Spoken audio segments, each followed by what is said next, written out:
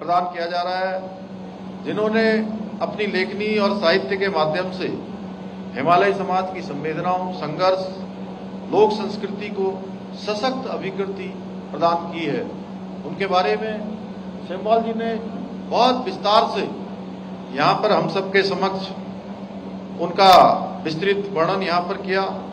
मैं आज के इस अवसर पर श्री हरनोट जी को समस्त उत्तराखंड वासियों की तरफ से, अपनी तरफ से, आपकी तरफ से हार्दिक बधाई देता हूँ, शुभकामनाएं देता हूँ। साथ ही मैं इस अद्वितीय आयोजन के लिए उत्तराखंड लोक समाज और समस्त आयोजकों को भी हृदय तल से उनका आभार व्यक्त करता हूँ। भाइयों बहनों, श्री नरेंद्र सिंह नेगी जी केवल एक लोक कलाकार ही नहीं है, बल्कि देवभूमि के ऐसे महान सपूत हैं जिन्होंने उत्तराखंड के जन जन के हृदय को छुआ है। नेगी जी ने अपने गीतों के माध्यम से उत्तराखंड की आत्मा को स्वर प्रदान किया है।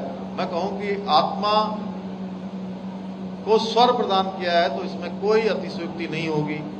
नेगी जी ने हमारे लोक जीवन की पीड़ा, प्रेम, संघर्ष और सौंदर्य को सुरों में ढालकर न केवल उसे जीवंत किया है, बल्कि हमारी सांस्कृतिक चेतना को नई ऊर्जा भी प्रदान की है।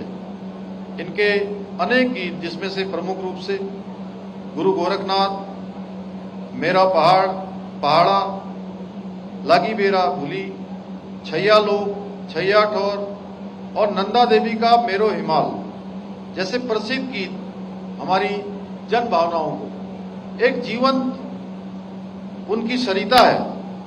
इनके ठंडो रे ठंडो, मेरा पहाड़ों की हवा ठंडी, पानी ठंडो, ये गाना सच में मुझे व्यक्तिगत रूप से बचपन से ही बहुत पसंद था और इसे मैं बचपन से ही हमेशा गुनगुनाता रहता था। और अगर आज भी वो कुछ यहाँ से बोल रहे होते, अगर मुझसे पूछते या मैं अपनी फरमाइश करता उनके सामने, उनसे निवेदन करता, तो मैं आज भी उनसे यही कहता कि ये गाना सुना दीजिए। और वो जितनी बार भी मंचों पर कहीं होते हैं तो मैं हर बार उनसे इसी के लिए उनसे अनुरोध करता हूँ। और इनसे मैं सच में जब भी मिलता हूँ, कहीं भी मिलते हूँ, इनका एक सादगीपन और पहाड़ के प्रति प्रेम देखकर सच में मैं बहुत प्रभावित होता हूँ। अभी 4-5 दिन पहले ही आप जब साहित्य और संगीत के क्षेत्र में काम करने वाले अन्य लोगों के साथ मुझे मिले थे, तो उस दिन भी आपने मुझे कहा गढ़वाली, कुमाऊनी, जौनसारी, इन भाषाओं का पीढ़ी दर पीढ़ी रूपांतरण होना चाहिए, ये विरासत स्थानांतरित होनी चाहिए। इसके लिए हम सबको मिलकर काम करना है। और हमेशा आप मुझे प्रेरित करते हैं, मेरा प्रोत्साहन करते हैं कि हमारी जो बोली भाषा है वो हमारे आने वाली नई पीढ़ी को विरासत के रूप में प्राप्त हो।